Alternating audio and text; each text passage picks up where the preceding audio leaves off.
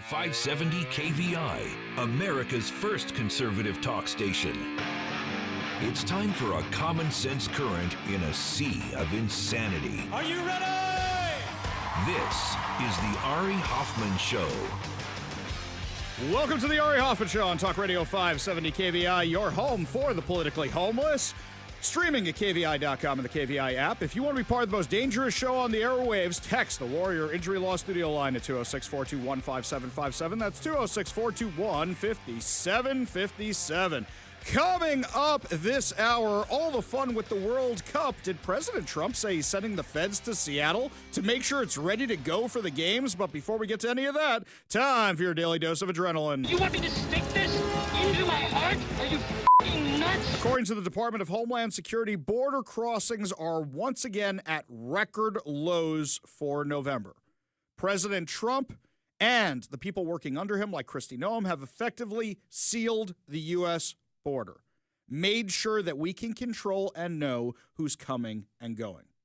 However, when you have a population of 330, 350 million people here in the U.S., we still don't know who's in our borders. And more often than not, we're starting to find these people who shouldn't be within our borders because of bad things that happen. Yesterday, towards the end of the show, we got a text, and I love KVI Nation because we get the best tips from our listeners, the people who see us on streaming, the people who listen to the podcasts. We get the absolute best tips. Somebody texted into the show and said, Ari, did you hear that the guy who's responsible for this truck accident out in Lacey didn't have a driver's license, a CDL, didn't have a commercial driver's license, and he got arrested? I said, oh, that puts up all the radars. Now, a little peek behind the curtain of how the show works. I'm always reading. People say, Ari, how much prep time do you need for the show? And basically, my rule is an hour of prep for an hour of content. But I'm always reading. And you should see these spreadsheets I have with stories. A lot of them don't get done because there's just too much content for 3 hours. I can do 12 hours a day and not get to it. And there's some stuff that I put in my own little folder, which I say, I need to do more research on this later. So because it was, 5:15, 5:30 when we got that text yesterday, I said, this is something we need to check out tonight. I need to see what's going on. Earlier in the day, when I heard there was this truck accident, nowadays, whenever I hear there's a truck accident, automatically I reach out to the Washington State Patrol. I think they're getting a little sick of me at this point. I reached out to the Washington State Patrol and said, can you send me the driver's information? Can you send me the accident report? Can you send me everything? So I did that. And I'm waiting for the stuff to come back. But then details start trickling in. The funniest thing is we share studio space with our sister station, Northwest News Radio. And they're actually working on the story. They didn't have all the details, but I'm hearing more and more and more. Guy didn't have a CDL. Guy didn't have a medical card. Guy didn't have any of the paperwork you need to be hauling an auto carrier. You know, those big trucks with all the cars on them? Then we find out more and more. So I start going down the rabbit hole. And I say, wait a minute. If this guy was arrested, he's going to be in the Thurston County jail system. If he was booked into the jail system, he's going to be there. What do you know? Found the person who was booked for the misdemeanor, the gross misdemeanor, Juan Hernandez Santos, aged 40. Now, because it's Washington State, there's not a lot of details on where this person came from. But I'd like to thank some of my friends in the media. Some of my friends in the media know their networks are never going to say illegal alien. They're never going to say that stuff, so they send it to me. So I got some good tips that way. So found out this guy is from Mexico. This guy also is working for a truck company out of California. This guy didn't have a CDL to be issued illegally from California or Washington or Oregon or Pennsylvania or any of those places. But he was driving a massive truck with a fully loaded auto carrier behind him, plowed into a school bus. Luckily, there were no children on it, and caused a 6-vehicle pileup on I-5 in Lacey. People could have been killed. According to the Washington State Patrol, the accident was caused because he was speeding in the rain. I had a trucker reach out to me yesterday and said, Ari, do you know what a hot shot is? I did not know that. That sounds like a cool title. A hot shot in the trucking world, as I'm told, I'm getting this education from other people, is somebody who goes a gajillion miles an hour and is basically going to the bathroom in the soda cans they were drinking on the way, and they don't stop. They just get where they're going as fast as possible. I don't know that this person was, but they were telling me that a lot of the hotshots in the industry are illegals who are just trying to get from here to there. Then there's people who aren't illegals doing the same thing. But this was a term I hadn't heard before. You had 4 people transported to the hospital with injuries. Do you know what it takes to get injured in a car accident these days? I'm shocked nobody was killed when you talk about a giant semi-truck going at God knows how fast he was going in the rain yesterday. Oh, and by the way, this is something for some reason they don't teach in driver's ed anymore. My daughter's teaching driver's ed. You know when you're getting the early rains of the season, and maybe it's all gone by now because it's December and we already had a very rainy November. But you know when you first get the first rains of the season, you know why there's so many accidents? When it's been dry for a while, you got the oils and all the other garbage on the road that hasn't been washed away. So now you're slipping and sliding on that with the water because oil and water don't mix. And that's something I don't think they teach in driver's ed anymore. You got to be careful. You got to slow down with those first rains of the year. I joke that people in Seattle don't know how to drive. No, it's all the transplants that came here from California that don't know what rain is probably what's causing this problem. I'm from New York. We know what weather is. We get a lot of weather there. We get snow, which is why I kind of laugh at the snow situation that happens around here. That I make fun of, right? I've lived here my entire life, Ari. I've driven in no other part of the country, and I could say we don't know how to drive. Oh, there's that, too. In any conditions. It's like, it's wet. Oh, no, I'm slipping around. In the snow. Oh, no, I'm slipping around. In the sunshine. Oh, God, I can't see. Don't even get me started about hitting your brakes on the freeway. It's like, oh, no, there's a curve coming 4 miles from now. I must stop on my brakes. I was trying to be nice, but I'll give you that one. That's why I'm saying I was trying to be nice. You can't say that, transplant. I can say that, though. You know what I think it is? Mike, I've said this before. When you're driving on the freeway here in Seattle, for some reason, everybody's going the same speed as if like a common mission. And then there's always one lunatic, Ari Hoffman, who's weaving in and out of everybody. But then there's always the 1 or 2 idiots that are stopping in the middle of the freeway, like you're talking about. So I think the problem is everybody here is united in their little mission together. And then one schmuck comes along and screws up the whole system. That's what I think happens here. It's because everybody's on the same page. Yeah, you know what the Seattle freeze is? When that one schmuck causes the accident and now everybody's stuck in traffic behind him. That's what the Seattle freeze is. Anyway, getting back to illegal immigrants, who they don't know how to drive here either, apparently. This guy causes this massive accident. Did you see reported in any local media outlet that this guy was an illegal alien? Any of them? No. A single one of them? Yes? No. No, not a single one. We're the only ones. How about no? I think that's actually why my video went viral.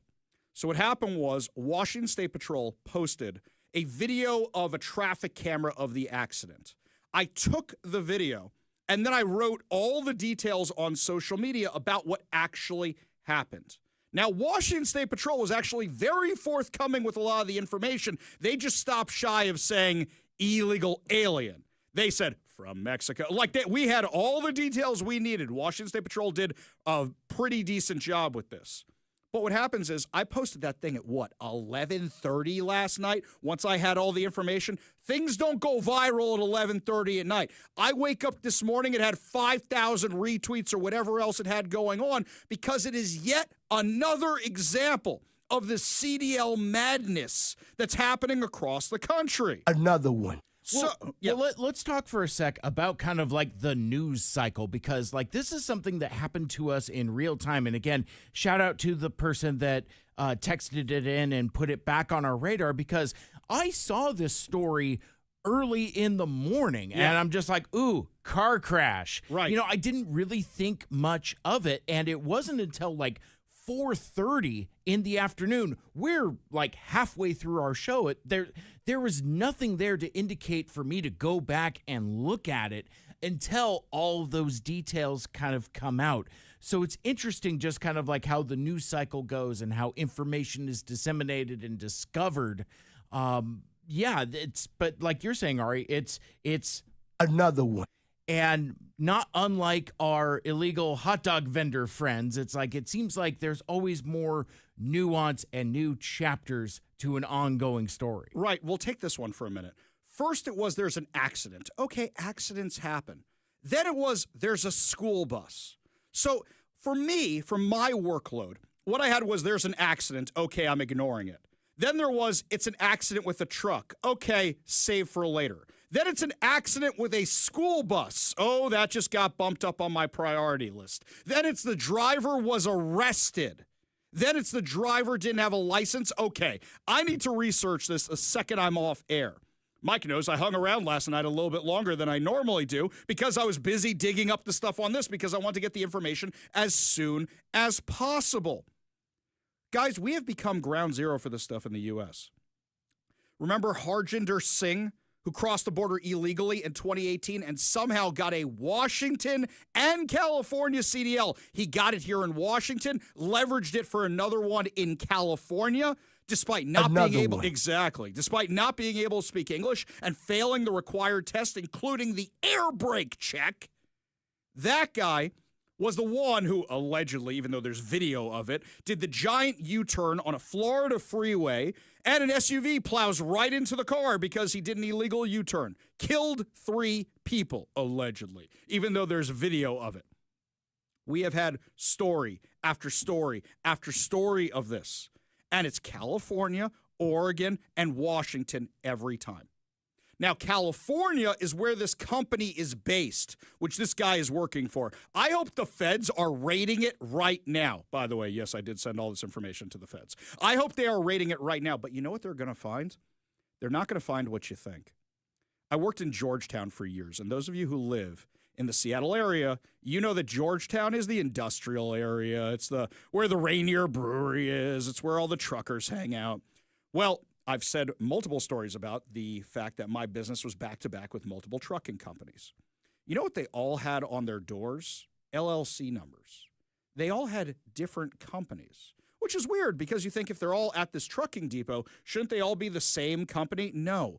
A lot of these guys are their independent LLCs. So when you go to hold somebody responsible for what happened, it's just a slip of paper. It's just an LLC. There's nobody to sue. There's nobody to punish. There's nobody to get rid of. Oh, and a lot of these guys are Somalians, by the way, in the community here, so I wonder how deep that mess goes, given what we're learning about Minnesota. But there's nobody to hold accountable. There's nobody to hold responsible. Later today, we got Lars Larson coming up, and we're actually going to talk about this because Lars has some unique insights regarding this because he's been talking to people in the industry because I say make an example out of all these owners. Perp walk all of them. Say, you hired this guy. But you may not be able to because they could say, no, he's his own LLC. There are many ways they can scoot around this. And I think you need reforms in the entire system. But it's issue after issue. We found in Minneapolis, they're also issuing fraudulent CDLs. We found Skyline CDL, the franchise school that was set up and down the West Coast, which was issuing hundreds, if not thousands, of these permits. And it seems like every day there's another one of these accidents every single day. Now when the feds say we want to do something about it, I notice that Gavin Newsom's complying. Gavin Newsom's the one who suspended 15,000 CDLs, not because of the federal government, he says, but we have questions we need to look into. Are you kidding me with this? We don't know what ticking time bombs are in our country. And the scariest thing, and this is just like the Joker in The Dark Knight, right? When everything goes according to plan, you assume there's going to be accidents on the freeway. You don't assume it's going to be an illegal alien who didn't have a driver's license who's causing those accidents on the freeway. You assume the trucker next to you is trained, is licensed. Here, let's do this differently. What if they did this with pilots? What if they did this with pilots? And you know what? First, it would be, well, there's a little sightseeing airplane. Right? Then it would be some guy in a little Cessna.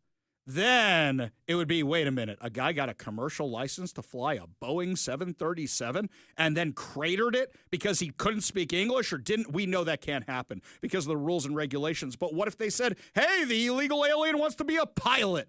Let's make him a pilot. We know that some of these truckers we found were terrorists. We don't know how deep this rabbit hole goes, but it could be so much worse. We say, oh, they just wanted jobs. Oh, they just came here for a better life. Okay, then follow the rules. But why would you expect somebody who broke the rules the first time to continue following your rules? Whether it's for a driver's license or anything else. You know what this is like? Grade inflation. So with the grades, you say, oh, well, we're not teaching you enough, so you can't pass that test, or it was COVID, so you missed out on a lot of school, so it's just pass-fail. Or you know what? It's if you pass, you get an A. That doesn't show mastery of the system. Would you want a doctor operating on you who did medical school on pass-fail?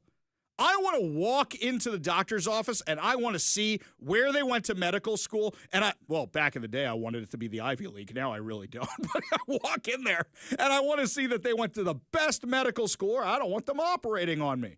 I don't want them treating me.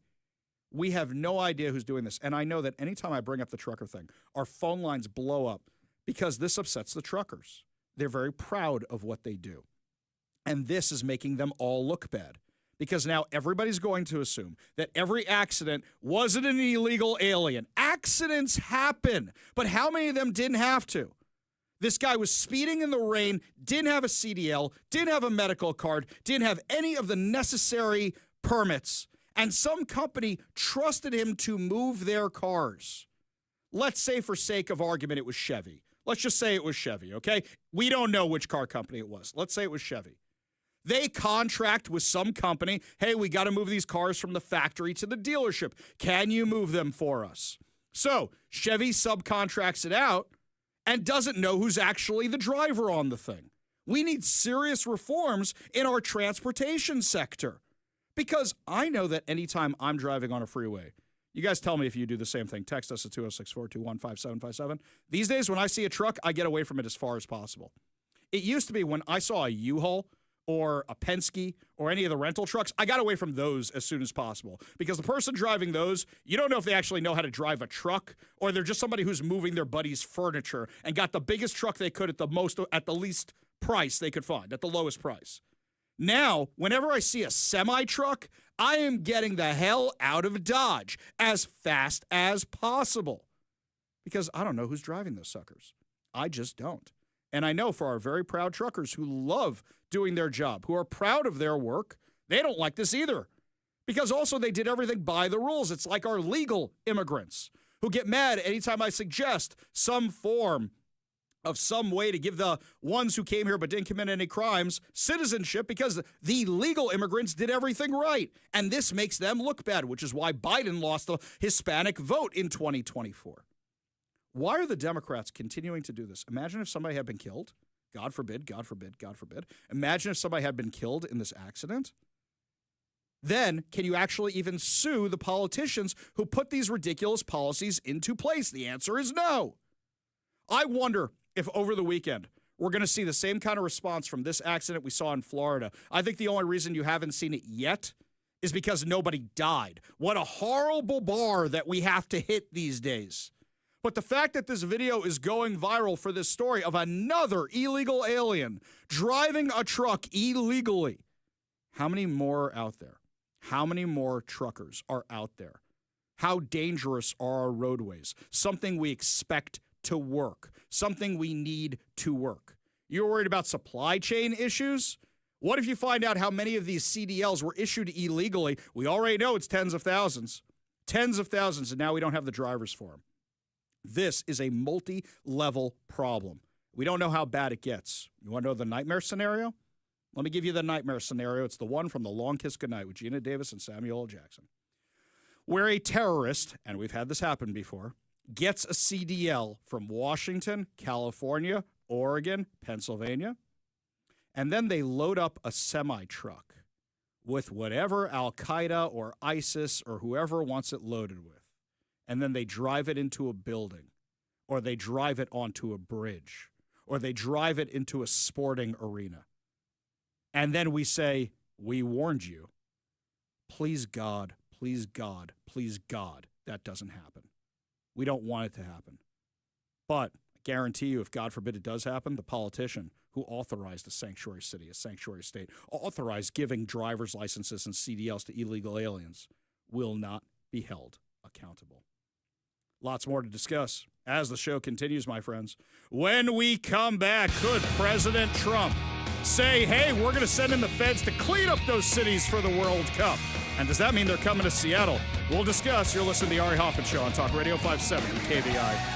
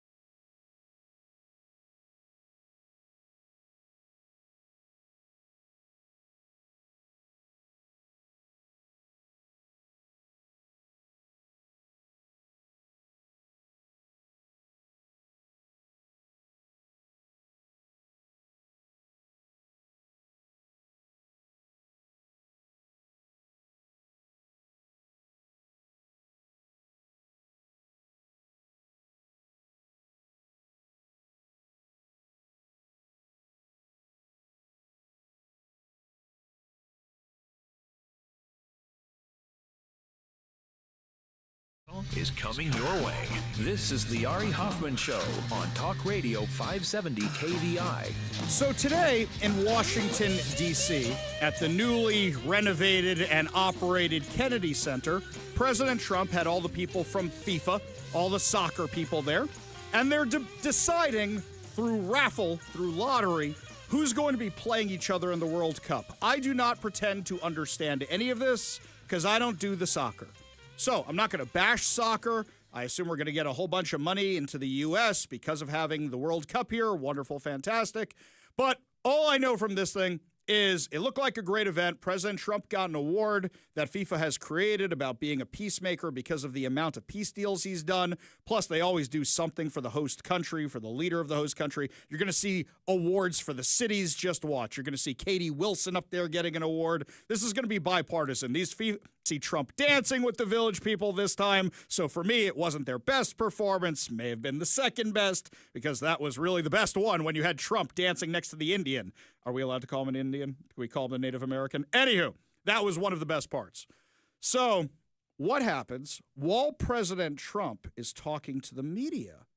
He got asked by a reporter, hey, Mr. President, you've mentioned before you might move the World Cup out of crime-ridden cities. You still going to do that? You've had some concerns about crime in American cities, some of the cities that'll be hosting. Have they remedied that for you, or are you still considering maybe asking FIFA to move some of those cities? No, I don't want to do that, but I will tell you if they do have a problem, by the time we get there, we'll take care of that problem. We can solve that problem. I've proven that in D.C. and everywhere else we went, so we'll take care of that very easily. So if they have a problem, hopefully they'll let us know that, and we will solve any problem. If you got a problem, he'll solve it. I think what the administration realized, I think what President Trump realized, is it's a lot easier to go in and clean up a city that's already been preparing for the World Cup than to move it to a city that's not prepared for the World Cup, that hasn't been doing all the preparations. Look, it takes time to order things. Plus, also, you're going to really tick off a whole bunch of cities if you start moving the World Cup. Now that he has the authority to send in the troops to other cities, question is Katie Wilson going to try her best to block him? Is Gourmet Zahale going to try his best to block him?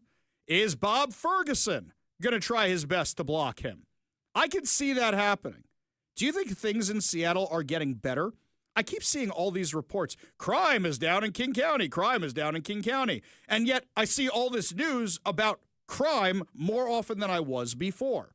Mike, I would say there was a little bit of a time there It's not like crime went away. But the media wasn't focusing on the crime as much.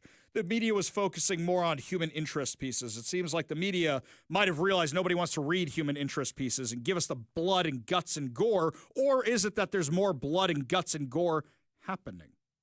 This story, this sounds like one we've done before. Nope, it is brand new. According to Como News, a rash of destructive burglaries in Seattle's Capitol Hill neighborhood has several businesses fed up. The Seattle Police Department's crime dashboard as of December 4th shows 11 reports of break-ins and burglaries on Capitol Hill over a 7-day period, and 30 reports for the entire East Precinct that also includes the Central area, First Hill, Judkins Park, Madison Park, Montlake, and the Upper Pike Pine neighborhood. Some of the crimes happened earlier, but they are only now being reported. Time out. Time out. Why are they only now being reported? Is it you want to say crime was down, so you told people not to report them? Is it people finally got around to reporting them? Why are they only now being reported? I have questions. But whatever the case is, now that they're finally being reported, is the way I would say this, many workers did not want to talk on camera, but told Como News that they feel frustrated and at times helpless.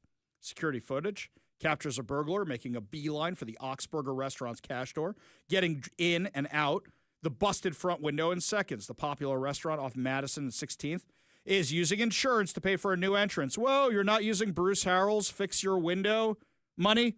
Or have you already maxed that out because your business has been hit so many times? Wait a second. Capitol Hill. How many stories have we done where crime has persisted in Capitol Hill since the autonomous zone? Guys, you know it's been 5 years since the autonomous zone. Mike, I still can't believe it. It went by in a flash. That feels like it happened last summer. It's been 5 years, half a decade, and the neighborhood still hasn't recovered from saying, let's close down a police precinct and abandon the neighborhood and just let the community police the thing. Well done. Well done. And I got to say, for a lot of these businesses, I don't feel any pity for them. There's businesses that were trapped there, and that's where they've always been. But there's businesses like Molly Moon's Ice Cream, which is the cop-hating ice cream joint that was supporting the autonomous zone, that banned police officers from their locations. And then they tried to sue the city for the autonomous zone. In that case, I wanted the city to lose, but I also wanted Molly Moon's to lose. I think the case actually got thrown out recently. I have to do some checking into that. I believe it did get thrown out, which I'm like, great. That case never should have gone. You guys supported the autonomous zone, and now you're saying you want to sue over the autonomous zone? Spare me. Taped to the front door of Cohn and Steiner General Store on 19th and Mercer is a plea to ward off potential burglars. The sign reads, ATM has been emptied. Cameras have been updated. Please, please don't rob us.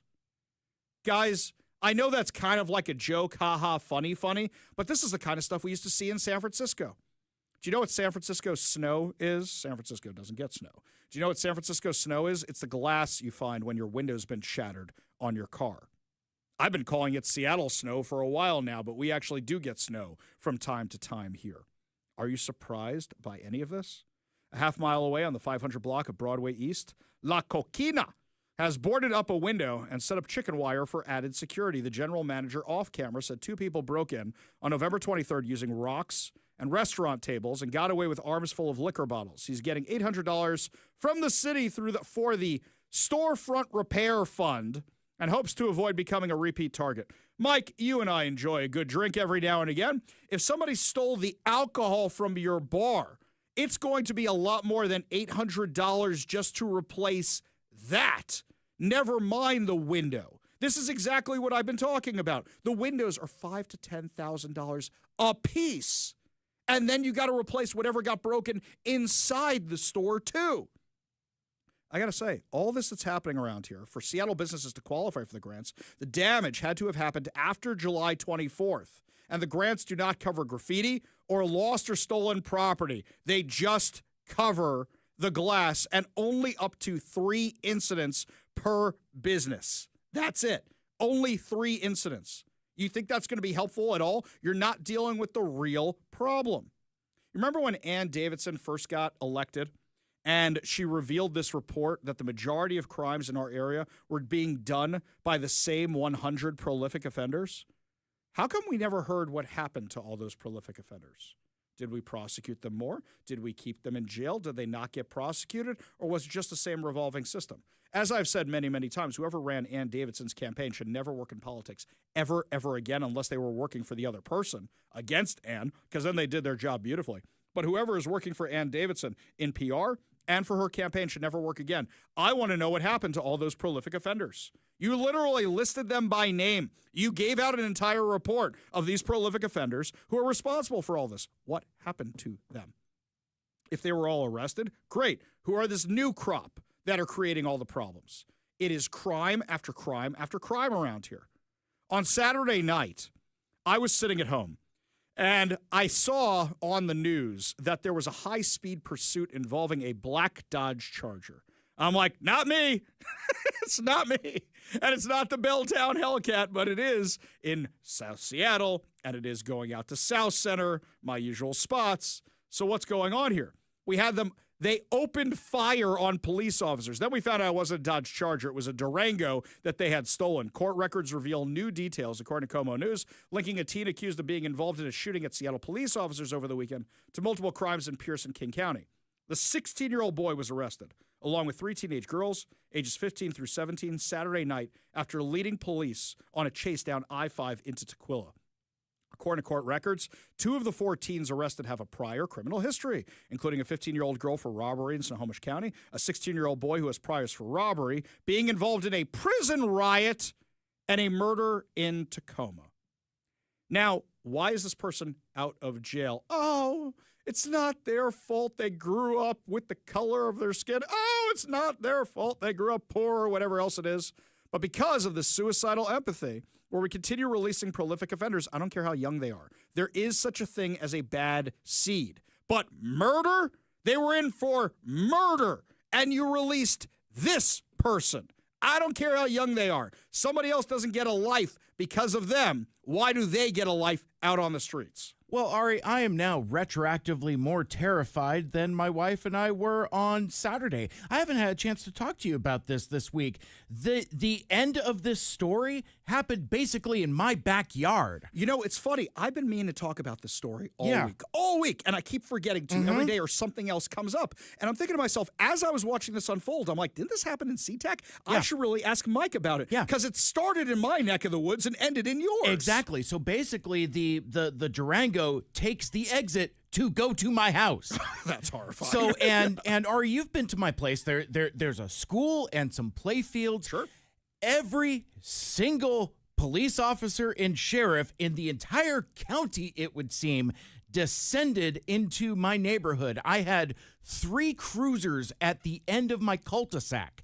And at one point, like, I just see the flashing lights. I'm like, what is going on there? I go to open the front door. Sir, go back in your house and lock your door. Oh, it was that bad? Yeah, I mean, in my driveway, Ari. That's horrifying. Terrifying. Mike. So I got to send you, don't let me forget today. I got to send you the court documents on this, which I got from King County. That's where I'm pulling a lot of this information from. I didn't realize how bad it was. Yeah, so meanwhile, me and my wife are like both on our phones separately checking like our local neighborhood Facebook groups, like Nextdoor and all that. And of course, there's a lot of buzz and news is coming out, more slowly. It's like, oh man, maybe there's a guy on the run. Oh, it looks like they arrested some kids. Fragmented information when things are happening. But meanwhile, there are a dozen sheriffs walking through the play fields in my backyard with flashlights. That's crazy. Looking for somebody. And now hearing these details to know that dude was on the run in my neighborhood is, again, as I started, retroactively more terrifying than it already was. Because when my wife and I went to bed, it was just like, well, they're either going to find him or they aren't. And we will probably never know how this ends up being. Well, I'll tell you something. It's even worse than I got into. I barely scratched the surface. This whole chase started because they opened fire on police officers. And then you find out it's a 16-year-old murderer who has no compunction about opening fire on police officers. I'll definitely send you those documents. They're really, really bad. Make sure you have a bourbon with your wife or something tonight when you guys are reading these. I'm just going to tell you that. Lots more to discuss as the show continues, my friends. You're listening to the Ari Hoffman Show on Talk Radio 570 KVI.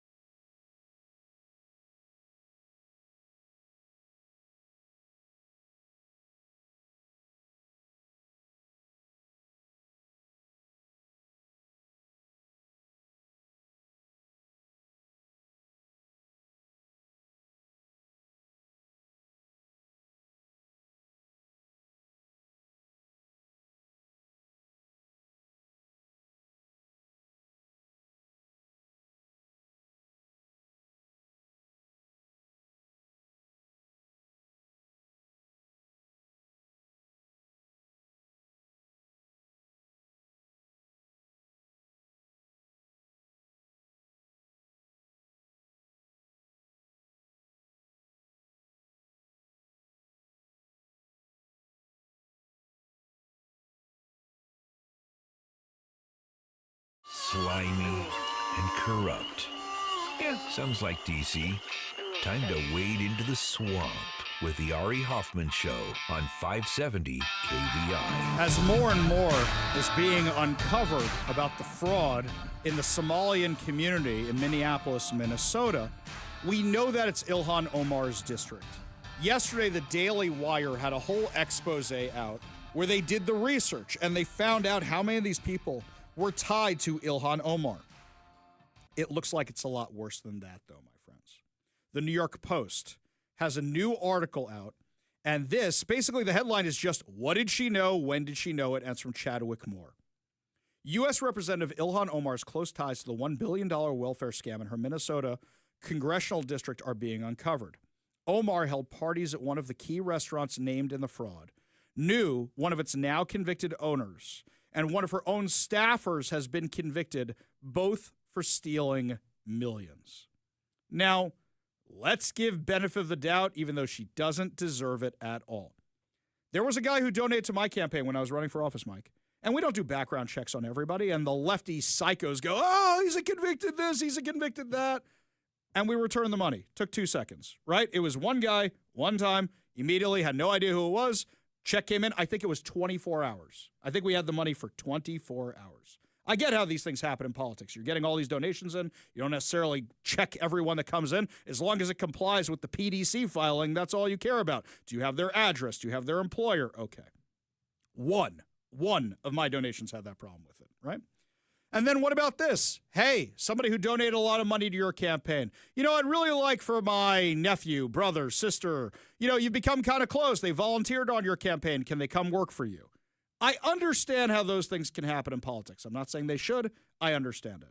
So for those of you who say, maybe it's that, I got to tell you, my friends, it's a whole lot worse than that. It's a whole lot worse than that. Omar even introduced a bill that led to the $250 million in fraud. yet she claims to have been completely unaware of it. Representative Omar knew who these people were. People she personally knew were making tens of millions of dollars on this program, claimed Bill Glann, who's a policy fellow with the Minnesota-based Center of the American Experiment, he told the New York Post. She's been inside the Safari facility on numerous occasions and couldn't put two and two together. Either she's terminally naive or knew and didn't care. What is the Safari facility? These are the guys who claim they were giving out millions of meals to children. If you go into a restaurant and you hear they're giving out millions of meals, wouldn't you see some evidence of it? Trucks coming and going. Millions is a lot of meals. You see trucks coming and going. You see huge production facilities. None of that was there. Or here's a better one for you, Mike. Let's say you're a politician and somebody's giving out millions of meals. Don't you want to go down there and help on Thanksgiving or Christmas, get the photo shoots in and show how you're being a good person? Or did you just not care because you knew what was actually going on?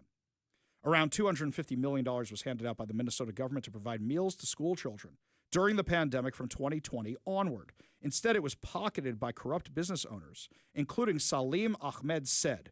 He's the co-owner of the Safari restaurant where Omar held her 2018 Congressional Victory Party.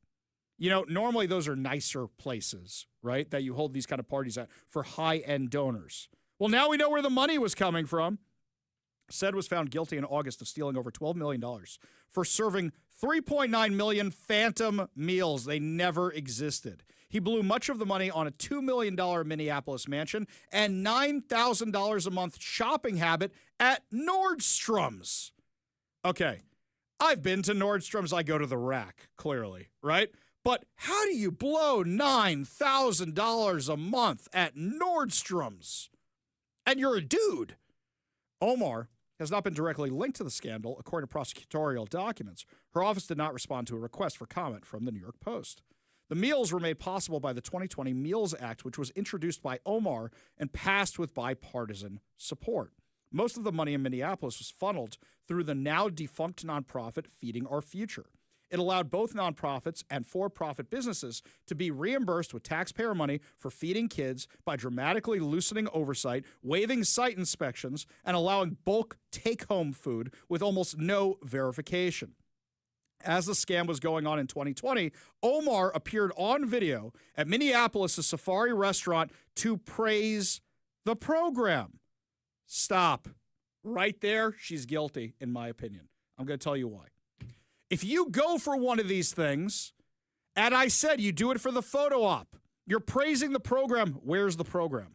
Mike, I got to go look for this video. If she's just doing an interview with the news in front of the Safari place and there's no food being made in the background, she knew she was in on it. That's my theory. Of course, I kind of want her to be guilty, but that's my theory. Otherwise, she'd be there helping them package the meals and taking photo ops with the volunteers and loading them into trucks. The Congresswoman later told the news the alleged fraud scheme orchestrated by Feed Our Future is reprehensible. Using the guise of feeding children to funnel millions of dollars toward extravagant expenses is abhorrent, and anyone who participated in the scheme must be held accountable. Her spokesman also said she had no knowledge whatsoever. I don't believe you. I don't believe you at all. For a scam this big, officials had to be involved. You're the one who sponsored the program. And by the way, there's this narrative coming out there of people who are trying to defend the fraud. And by the way, if you bring this up, everybody calls you racist. Everybody calls you racist if you bring this up. So local media says Somali Minnesotans generate at least $500 million in income annually and pay about $67 million in state and local taxes. Wait a second. There's 80,000 Somalians in Minnesota. If they contribute only $67 million in state and local taxes, that means each of them on average pay $800. Mike, how much do you pay in taxes per year? I assume it's more than $800. Just your sales tax on action figures is probably more than $800. Your gas tax, never mind property taxes and everything else we pay tax on, they're each paying $800,000. So basically what that means is that Maine Minnesotans pay anywhere from $8,000 to $10,000 in state and local taxes a year, which means Somalians are contributing more than 10 times less. to say nothing about the fraud they took, which was $250 million. So you're saying you contributed $67 million, but you took $250 million in fraud. Wow. Wow. You guys did it. Fantastic. You really contributed to the economy in Minnesota. Congratulations. You played yourself. Exactly right. Lots more to discuss as the show continues. When we come back, my friends, Netflix is buying Warner Brothers. Sort of. We'll tell you what's going on when we come back. You're listening to the Ari Hoffman Show on Talk Radio 570 KVI.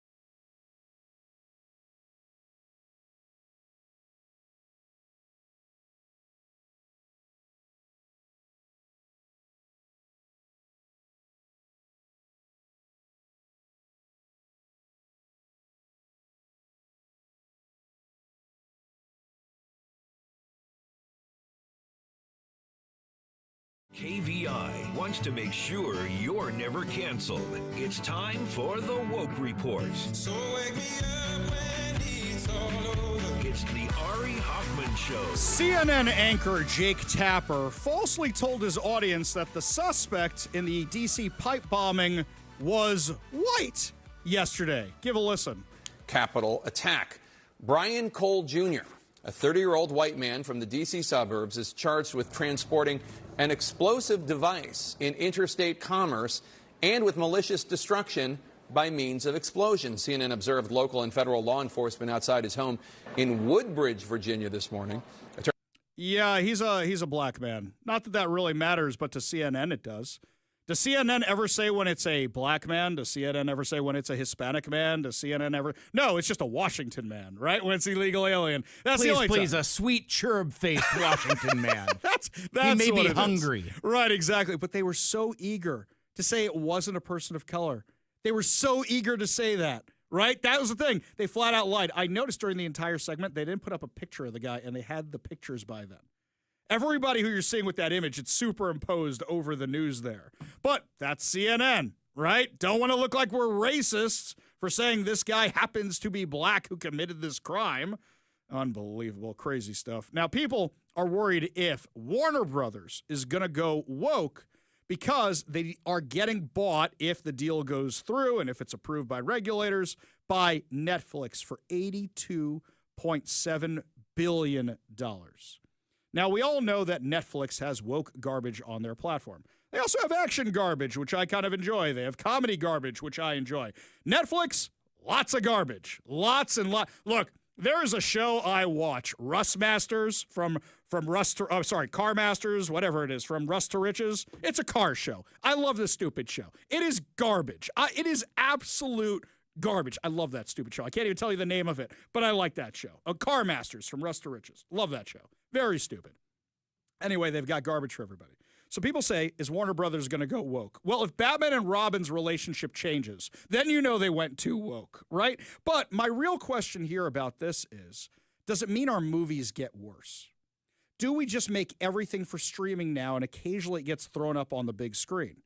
I do find it entertaining, though, that years ago, somebody had a side-by-side of this on social media, where they had whoever was the president of Warner Brothers at the time saying Netflix isn't going to go anywhere. Now they're buying. It's like when Blockbuster was considering buying Netflix and that deal fell through, and now there's no Blockbuster anymore. Do you realize Blockbuster could have owned Warner Brothers had they bought that and the stars had aligned a certain way? That would be pretty entertaining.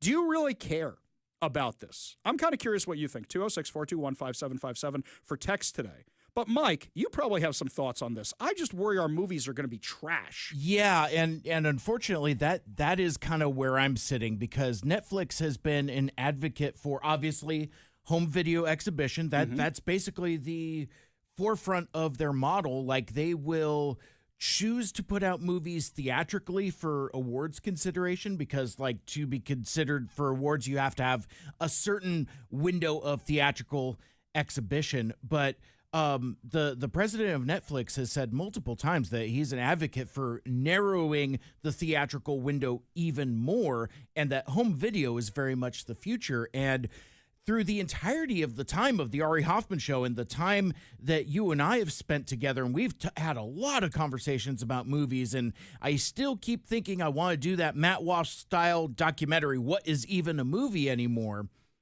I think this is the latest step of lowering barriers of content. Like, you know, what's the difference between television and movies and social media and YouTube and TikTok and Rumble and all this other stuff? It's I think even in the bullpen, I've called it gray, colorless, flavorless goop. Right. Not unlike the stuff that they eat after they get out of the Matrix.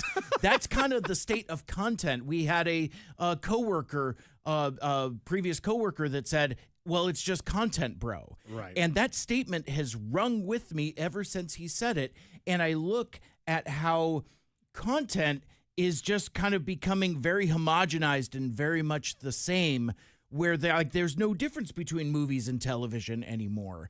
And I've said every time we've done movie reviews that I will always advocate for theatrical exhibition, but maybe that's going away, or they run Warner Brothers as like a boutique label, kind of similar to what Disney has been doing with 20th Century Studios. There's a lot of unanswered questions, and sure. I get the feeling that this isn't the last conversation we'll have with it. No, definitely not. But here's the point I made earlier when we were discussing this. Think about the Superman sequel. Superman, the latest one, did not make as much at the box office as they predicted. A lot of it is people go, I'll just wait for streaming. That's a huge factor in this. Also, it's because of people on our side bashing it as un-American and woke, which it wasn't. But now, if movies aren't clearing the $1 billion, is it worth spending all that money to make these movies? And does that mean you just get Lois and Clark style, Smallville style, superhero movies from now on, in which case are we seeing the end of the blockbuster era? And I don't mean the video rental company. I mean the movie theater experience. Lots more to discuss as the show continues, my friends. Seattle's office market is completely collapsing, and you have a whole bunch of politicians making excuses for what's happening, but we know what's really causing it. We'll tell you what's happening when we come back. You're listening to the Ari Hoffman Show on Talk Radio 570 KVI.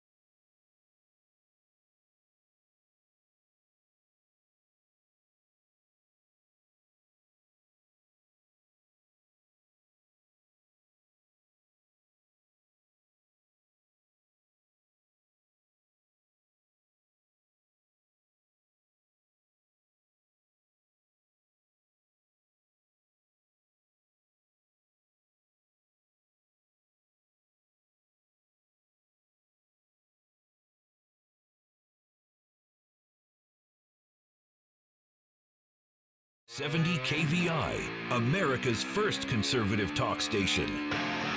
It's time for a common sense current in a sea of insanity. Are you ready?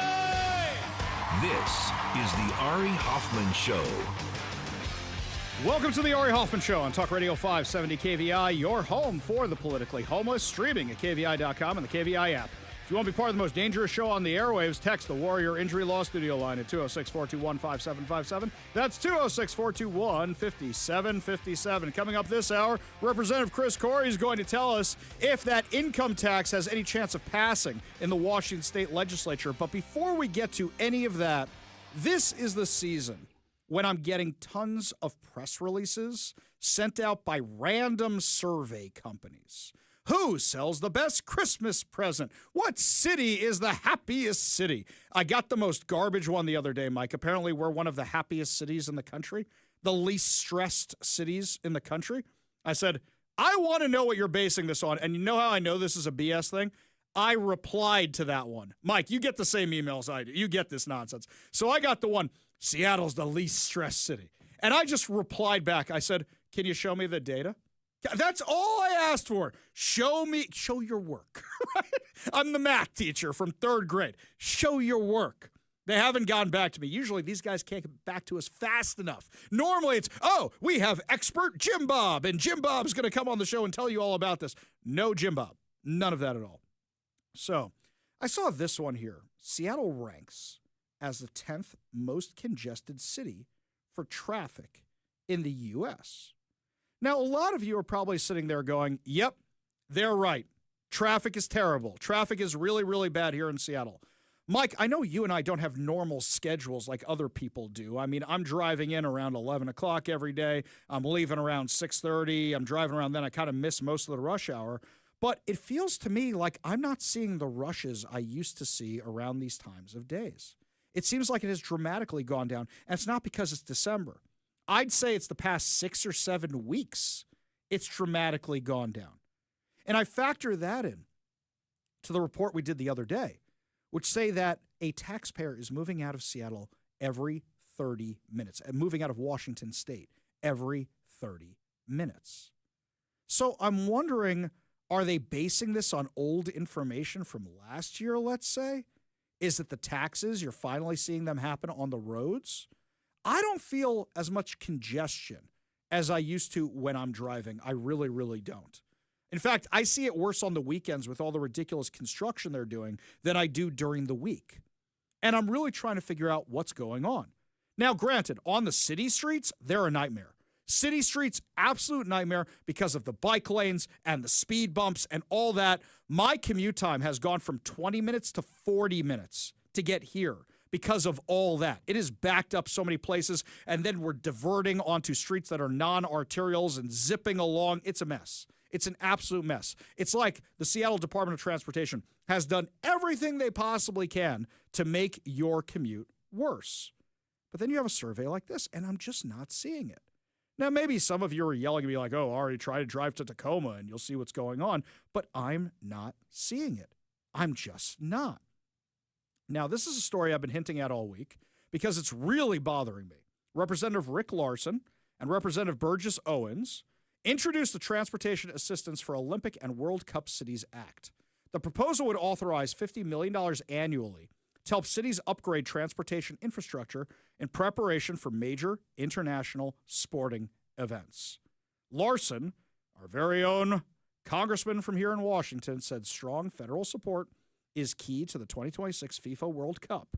6 matches are scheduled at Seattle's Lumen Field between June 11th and July 19th. The city is expected to draw around 750,000 visitors for matches and associated events.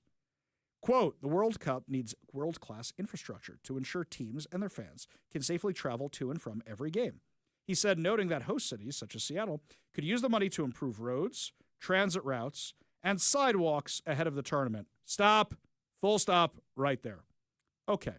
Aren't we in the middle of a whole bunch of money being spent on Revive I-5? Also, here's something else. Didn't they tell us they needed to tax us, raise our gas taxes again this year, even after the insane Climate Commitment Act, which is one of the things that pumped our gas prices up to the third highest in the U.S., and at one point this year, they were the highest in the U.S. So what do you need the federal money for? I thought they had the money to use on the roads. What do you need the federal money for? My guess is Rick Larson spoke to his buddies like Bob Ferguson who go, dude, we're losing people. We're losing tax revenue. People aren't paying it. We need the money. Can you help us out from the feds and claim it's part of the World Cup? I don't think this thing should be done at all. You know why? He said, let me go back to what he said here. The World Cup needs world-class infrastructure to ensure teams and their fans can safely travel to and from every game. Are you going to use any of that money to sweep out the homeless encampments? Any of it at all? You know, Zoran Mamdani made an announcement in New York today. You know what his big announcement was? We're not sweeping homeless encampments anymore. Good. You just told every homeless, drug addict, mental ill person that they can say on the streets as much as they want, destroy whatever businesses they want. R.I.P. New York, it's been fun. You know who's going to come out with this announcement next? Just wait, Mike. You know who it's going to be. Katie Wilson. She's going to come out with this big announcement. Oh, I want some national attention too. So I'm going to make a dumb announcement to be like my new buddy Zoran.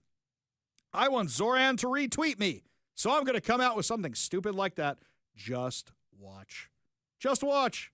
Guaranteed that's what's going to happen. I guarantee it.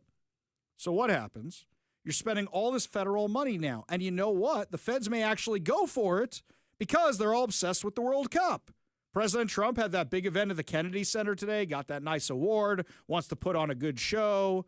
Well, if you're putting on a good show, shouldn't Seattle, by winning the World Cup, do some investment in this? We know Seattle can do a good job when it wants to do a good job, but I'm tired of the city getting cleaned up only for world-class events because the rest of us have to live here the rest of the year. It got cleaned up for Taylor Swift, became a mess afterwards until it became time for the All-Star game. Then it got cleaned up again. I'm tired of this cycle. Gavin Newsom could clean up San Francisco. So if they could have San Francisco, they could have it right away, ready to go. As soon as they had the, when Xi Jinping came to town, they were able to clean up San Francisco, make it look like a communist dictatorship out there. Is that what we're going to see happen here? This is exceptionally frustrating to me. Exceptionally frustrating. So what's really bothering me about this even more is that they're asking for federal money for it.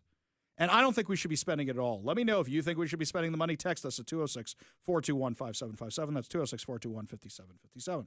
They're also using these numbers of the amount of people coming to town saying this is why we need to increase the light rail. Hey, guys, I just want to remind everybody, the monorail is a glorified tourist attraction left over from the World's Fair. That's what it is. It's not useful for commuting unless you're going to a game and they keep the hours operating a little longer. Mike and I learned that the hard way just a few weeks ago when we went to the Seahawks game. We're like, sure, we'll take the monorail back to the studio where we left our cars. Nope. No such luck. Didn't know that sucker stops operating pretty early at night.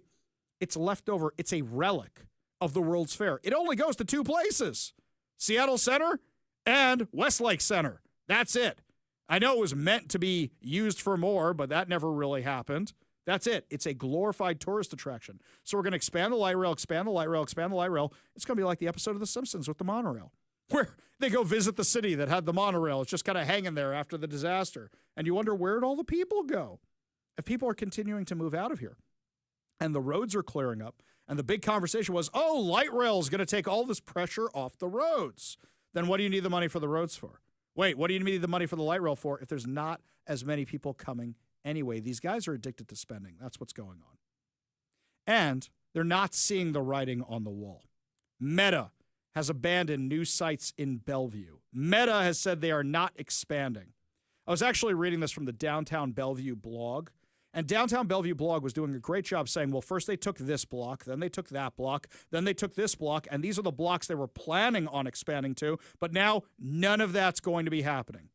Meta has walked away from future growth plans in Bellevue's Spring District, surrendering its rights to 5 development sites in the mixed-use neighborhood. Do you know what that means? Mixed-use real estate are buildings where you have housing on top, you have apartments on top, and you have retail down below. When you surrender 5 development sites, that's 5 blocks. 5 blocks of buildings that now you're not going to have people living on. You're not going to have stores there anymore. Do you think that what this means is they see the writing on the wall with the taxes, especially with Sean Scott's announcement that they want to tax everything that moves under the sun? And they just said, nope, we're out. We are out. King County filings from late October show Meta relinquished its development rights to blocks 2, 3, 4A, 5B, and 15 parcels that have been reserved for potential office expansion in the 36-acre Spring District. With those rights returned, developer Wright Runstad & Co. is now weighing whether to pivot the sites from office growth to apartment construction, according to the Puget Sound Business Journal. Meta's retreat underscores a broader shift. Despite leasing roughly 1.4 million square feet in the Spring District, the company is reportedly using only about half of that space. Giving up future building options signals that Meta doesn't expect to need more office capacity in Bellevue anytime soon. Time out. Mike, we need to break this down for a second. If Meta's not hiring people here, that means where are they hiring people? Because they're not hiring them here. A company needs to grow. You can't keep blaming it on AI, which, by the way, that's what Sean Scott's going to do. He's going to keep blaming it on AI. It's not because of AI. They're hiring other places. They're not hiring here. I had this debate with a coworker today. We're talking about how there's literally zero office construction in Seattle, 33% of offices, a 33% office vacancy rate. I saw this coming years ago. So in my other life, I do real estate stuff, and I saw this happening during COVID. I said, if people can remote work, all these techies are going to leave, and they're not going to need the office space anymore. Seattle's in for a rude awakening down the road. Well, what did we see? I was half right, I was half wrong. A lot of the tech people left. They left because of taxes. They left because if you're getting paid a Seattle salary and you can work anywhere you want, why would you stay here in this very expensive city? You could pocket a lot of that money and not have these high costs of living. But then something else happened. Businesses realized we're not as productive as we used to be because everybody's at home watching Netflix when they're supposed to be working, or the kids are running in and out, or the wife needs them to take out the garbage, or whatever the case may be. They are not as productive as they used to be. So we want you back at work. The thing was, well, it's a 3-day work week, work from actual in person, and 2 days work from home. Then it was 4 days. Then it's everybody get your butts back to work. Nothing's working right around here. Now, we saw when they ordered everybody back to work that all of a sudden traffic got worse again. We were complaining about it on the regular here all the time about how much worse traffic was getting. But then, as we were just talking about earlier, it's been getting lighter and lighter and lighter. Now, Seattle rents for office space are plunging faster than anywhere else in the country. They're not plunging in Texas. They're not plunging in Florida. Why is it they're only plunging in the blue cities and the blue states? According to a new CoStar analysis, Seattle leads the country in falling office rents with vacancies hitting record highs. Experts warn the slump could reshape Seattle's commercial real estate, cutting into property values and city tax revenues while raising questions about the future of downtown. That's exactly right. By the way, you know how the Seattle Times loves to beat up on Martin Seelig for him not doing well with all the office buildings he has downtown? You guys are not seeing the forest for the trees. If this is affecting Martin Seelig, the largest landowner in downtown Seattle, what does that mean for downtown Seattle? You guys are all happy because you don't like Martin Seelig because he supports Trump and gives money to the Trump campaign. But you guys aren't realizing what that means for Seattle. Hey, dum-dums at the Seattle Times. If these companies leave, you don't have anybody funding your education lab or your Project Homeless anymore, and you don't have anybody taking out ads in your stupid local newspaper. Do you not get what's happening? Every time you demonize him, you are forgetting that what that means is your downtown is having real problems. I remember when I first moved here in 2024, there were construction cranes as far as the eye could see. They were everywhere. Then we started seeing less of them and less of them. Then you start seeing more and more in Bellevue. From my house, you could see Bellevue and sort of downtown Seattle. And for a while there, you could see an equal number until you just started seeing them in Bellevue and not seeing them here. And now you're actually seeing less and less in Bellevue because they're not building anymore. People would come to town and be like, wow, look at all the construction. Look at all the growth. Have you been to South Lake Union recently? Mike, have you been down there recently? Have you had any reason to go there? No reason to go there. It's a ghost town. So for those of you who aren't from Seattle, South Lake Union was kind of a meh area. All right, there's Lake Union, which is kind of nice, but Amazon came in and developed the whole area. Beautiful streets, new intersections, beautiful office buildings. Nobody's working down there anymore. Nobody's working down there. Traffic ain't as bad as it used to be. I know the people who go on Mercer are like, Hoffman, what the hell are you talking about? Guys, I drive over there too. Take the 99 or whatever it is. I know you don't want to pay the toll and you want to go to I-5 instead. But the traffic's nowhere near as bad as it used to be. It used to be I couldn't find parking down there. When I used to go for haircuts in that area, that's not a problem at all anymore. Not a problem at all. South Lake Union has become a ghost town, which is why so many stores aren't there anymore, because the techies aren't there anymore for them to have customers for. That's how bad it's getting. We have one of the worst office market rates in the U.S. Why would anybody build anything when you're sitting on 30% vacancy?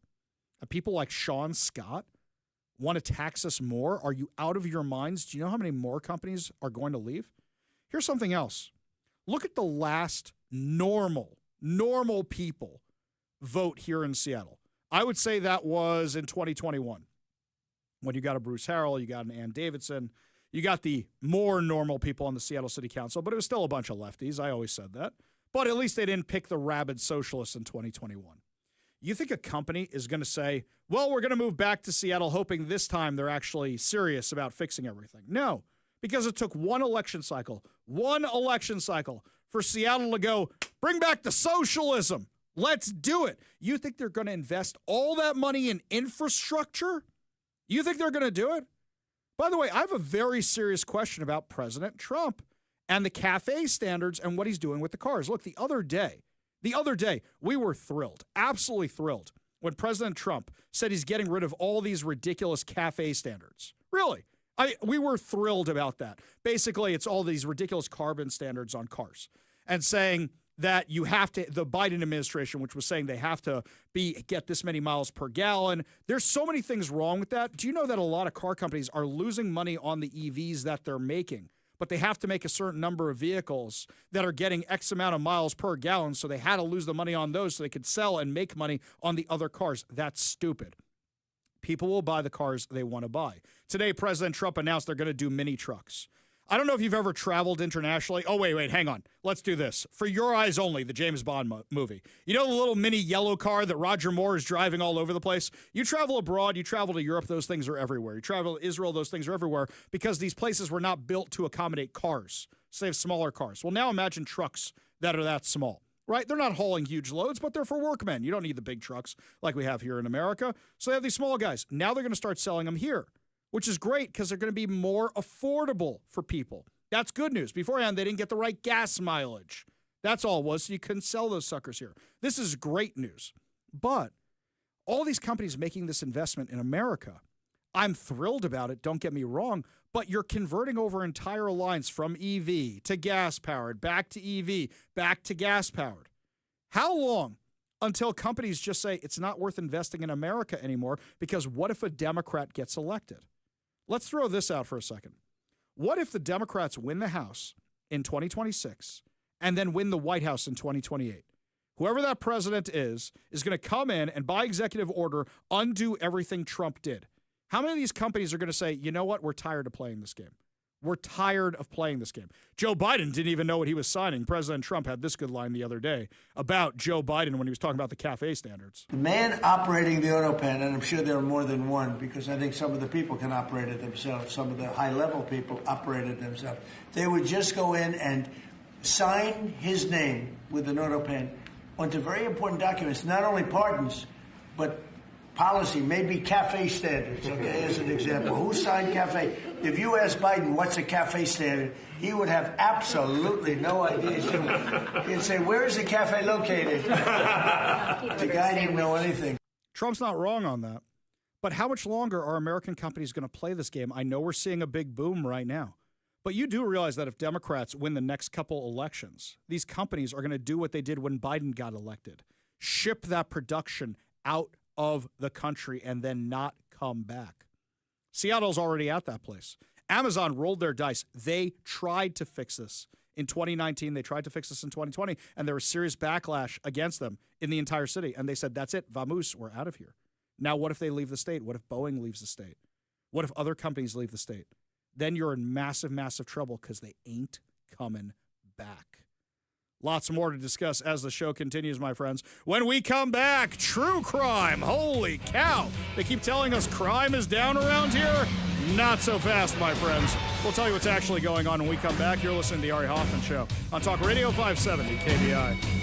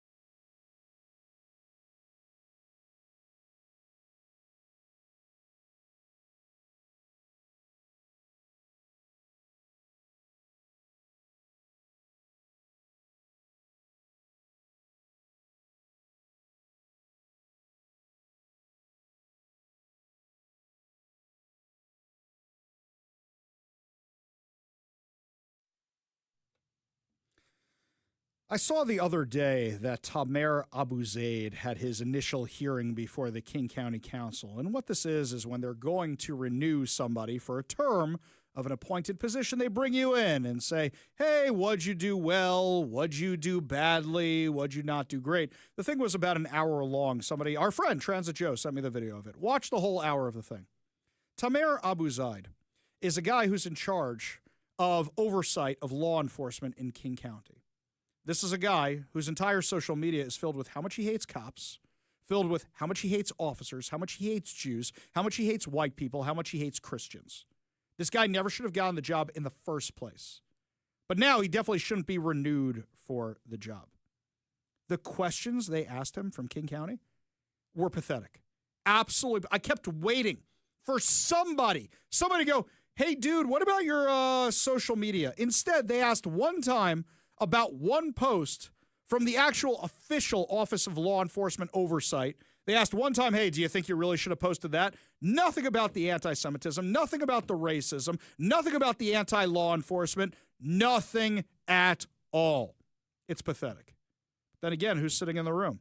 Teresa Mosqueda. Teresa Mosqueda, the one who marched with Antifa against her own police department.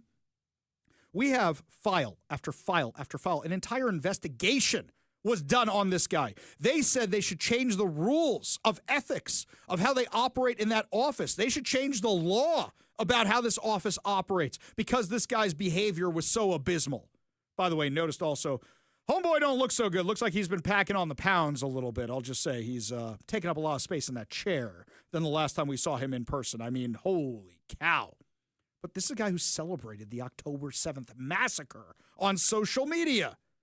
This is a guy who police officers say, how can we possibly have a fair hearing in front of an oversight committee when this guy's running it who says he hates cops? Where's the King County Council? Where's the King County Council to say one word on this guy? Just one. So it got moved forward with no recommendation from the council. I guess that's something. Normally you say, okay, the council votes to recommend we go with this guy. I think I can see what's actually happening here. They moved into executive session. Do you know what executive session is?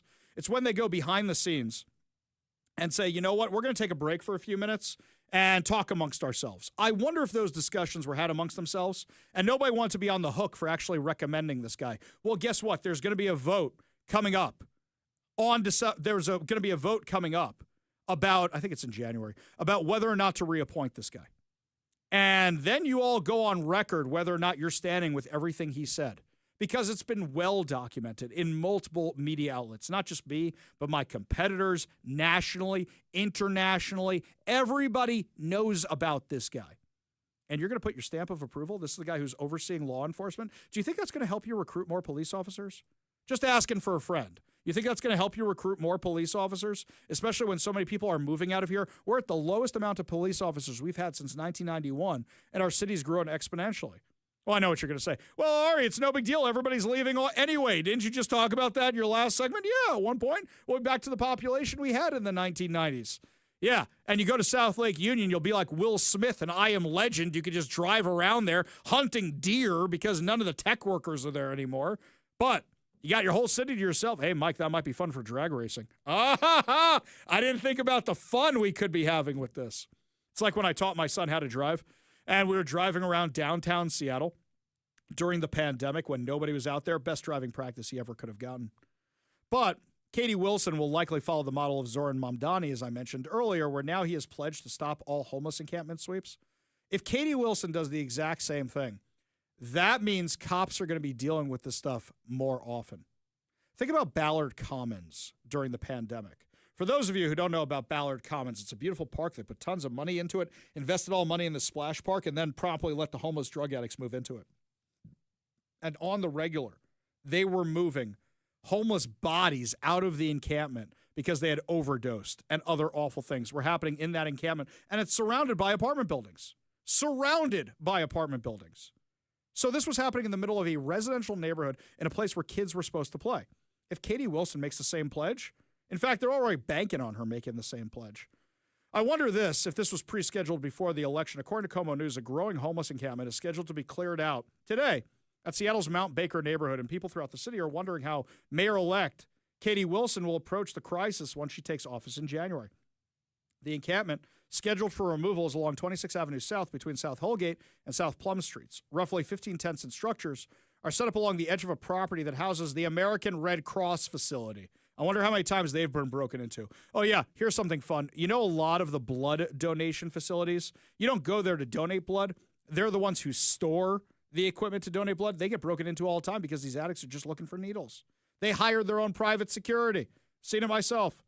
Neighbors say there is regular drug use at the encampment, what appears to be drug dealing. Others said various items, including bicycles and lawn furniture, have been stolen from people's homes and are sometimes later seen at the encampment.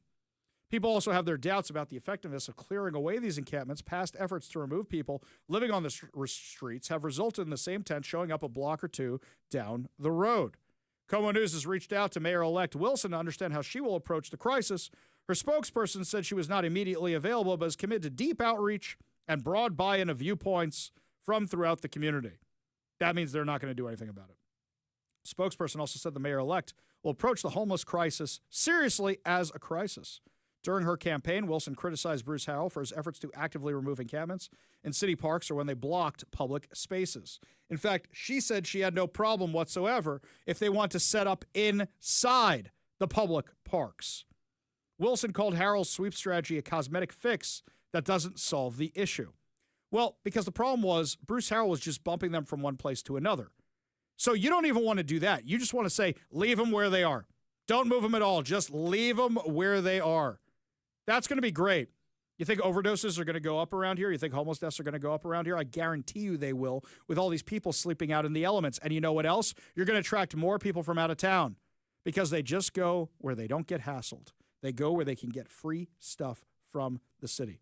So Katie Wilson's plan is not just to bump them around, just leave them where they are. No. She's going to say words, big words like wraparound services, right? But that doesn't mean anything if there's no accountability. Even the Seattle Times, even Danny Westneat was having the articles about how they built all this low-income housing and how they built and bought all these hotels to use as homeless shelters, and nobody's in them. They're sitting there empty. Bruce Harrell's problem was that moving them around didn't accomplish anything, and that's the same thing he did on the Seattle City Council. Katie Wilson's going to say, just leave them there. They'll be fine. What's that going to do? Spike crime. Well, I guess Antifa will have more time to do what it wants to do because they won't have to consistently be setting up new homeless encampments. Oh, yeah, by the way, these mutual aid groups, that's code for Antifa. Antifa's the ones who, you notice whenever they clear a homeless encampment, there's a few tents set up a couple blocks away. That's the Antifa types doing that. Well, one of them may not be doing that because now one of them is facing big boy charges. Oh, wait, I'm sorry. I don't know how this one identifies. According to Katie Daviscourt over at the Post Millennial, a non-binary leftist activist pleaded guilty on Wednesday to felony conspiracy charges related to a violent, organized anti-U.S. immigration and customs enforcement demonstration outside a Department of Homeland Security building in Spokane, Washington in June. Mike, you remember this stupidity? We were covering it in real time as it was happening. These lunatics were marching on the ICE facility out in Spokane. They were flattening tires. They were blocking vehicles. Mickey Pike Hatfield, 34, pleaded guilty to conspiracy to impede or injure officers in exchange for an 18-month deferred sentence. The defendant's assault on federal officer charge was dropped as part of a plea agreement. The deferred sentence allows Hatfield to swap the felony charge for a misdemeanor as long as he complies with a set of conditions. However, the defendant faces 6 years in federal prison if he fails to do so. Personally, I think you should have thrown the book at this guy. Hatfield, who uses they-them pronouns, was among a group of 9 individuals who conspired to assault and impede federal officers during a June 11th anti-ICE protest outside the Homeland Security office in Spokane. The group physically blocked a bus being used to transport illegal aliens to the ICE detention facility in Tacoma. They were releasing air from its tires, painting the glass, rendering it unsafe to drive, according to court documents. Do they at least have to pay for the thing? Like this suspended sentence business, that doesn't work for me. Despite dispersal orders being given, the group continued to engage in unlawful acts. When federal officers attempted to leave the building through a secure parking lot on the south end of the property, Hatfield and his co-conspirators blocked the driveway and or pushed officers attempting to remove them from the property. Hatfield and the group placed trash cans, sand or cement bags, benches, signs, and other objects in front of doors and exits to block the exit of federal officers and detainees from the federal facility. Spokane police arrived on scene to assist and deployed crowd control measures, including inert smoke, pepper balls at the feet of those refusing to leave. According to the indictment, Hatfield picked up one of the deployed incendiary devices and threw it in the direction of Spokane police and Spokane non-county sheriff's deputies. I think they should have made an example out of this guy. I really do. This was the one where Spokane City Council president was involved in this mess. I'm sorry, former Spokane City Council president. I think they should have made an example about all these guys. Let us know if you think they should have too. Give us a text at 206-421-5757. That's 206-421-5757. When we come back, my friends, Representative Chris Corey is going to tell us whether or not Sean Scott's insane income tax and payroll tax ideas will actually get through the legislature. We'll talk about that plus so much more when we come back. You're listening to the Ari Hoffman Show on Talk Radio 570 KVI.